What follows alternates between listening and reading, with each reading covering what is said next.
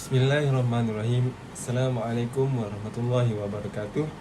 Okey, hari ini saya akan membincangkan tentang isu melaksanakan Islam secara salah dalam konteks dengki.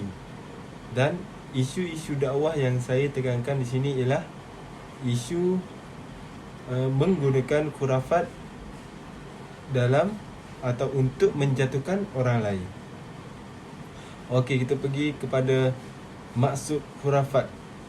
Maksud khurafat ialah sebagai cerita sama ada rekaan atau khayalan, ajaran, pantalaran, adat, istiadat, ramalan, pemujaan atau kepercayaan yang menyimpan daripada ajaran Islam.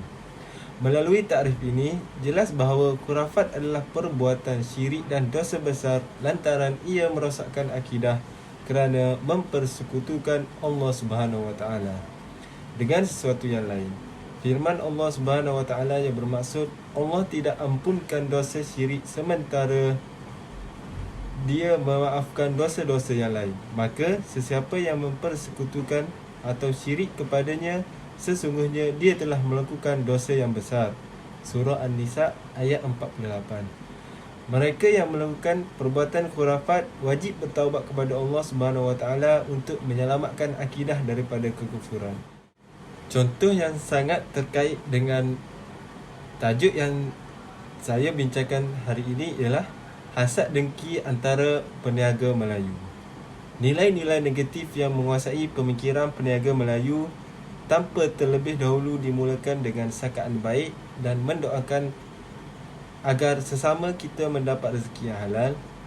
Perangai ini sebenarnya bermula dari sikap bangsa Melayu itu yang ramai tidak ada keyakinan kepada diri sendiri untuk bermampuan seperti orang lain. Juga berhasad dengki jika melihat di kalangan bangsanya ada yang lebih kehadapan.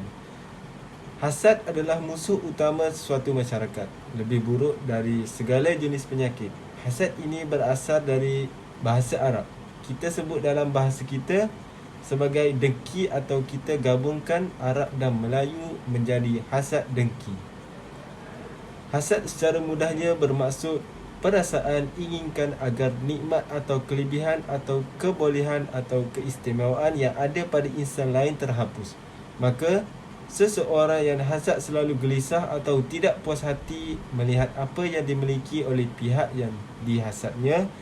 Jika perasaan itu dilayan, maka si pendengki ini akan menyusun strategi agar hasrat buruk itu tercapai.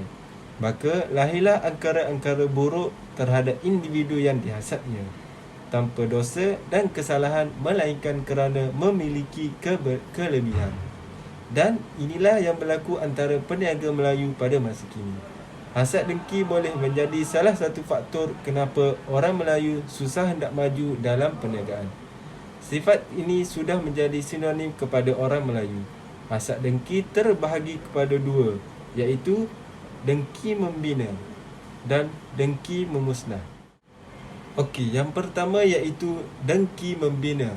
Dengki membina boleh disamakan dengan persaingan secara sihat, iaitu hanya sekadar persaingan yang hanya tidak ada apa-apa yang hendak untuk menjatuhkan orang itu. Dan yang paling ditakuti oleh peniaga-peniaga ialah dengki memusnah.